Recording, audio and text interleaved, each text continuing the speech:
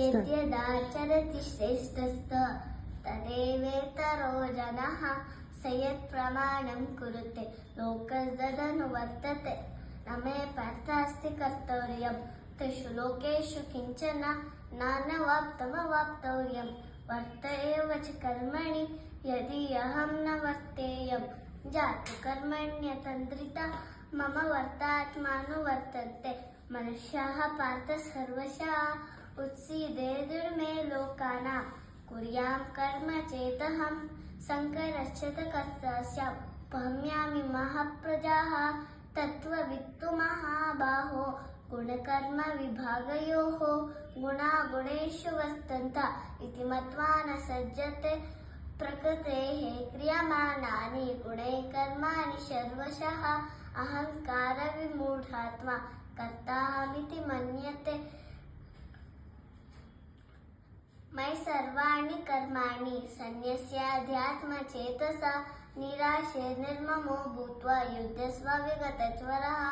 उत्सीदेदुर्मे लोकानां कुर्यां कर्म चेदहं शङ्करस्य कर्तास्यां पहम्यामि महाप्रजाः एत्वेतदभ्यसूयन्तो नानुतिष्ठन्ति मे मतं सर्वज्ञानविमूढांस्तां विद्धि नष्टा न चेतसः मे मतमिदं नित्यम् अनुष्ठन्ति मानवाः श्रद्धावन्तो न सूयन्तो मुच्यन्ते तेऽपि कर्मभिः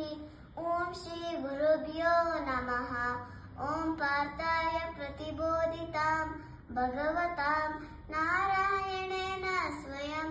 व्यासेन कृतितां पुराणमणिनां मध्ये महाभारतम् अद्वैतामृतवर्षिणि भगवती अष्टादशाध्यायिनी अम्बत्वा अनुसन्दधामि भगवद्गीते भवद्वेषिणि ॐ नमोऽस्तु ते व्यासविशालबुद्धिर्पुल्लानविन्दार प्रतत्र नेत्र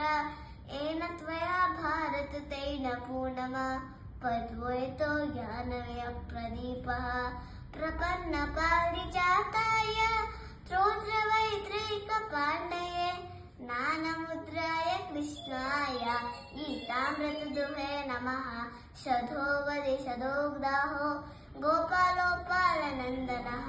वातो वत्सासुदेवोक्तं गीतामृतदुहे नमः।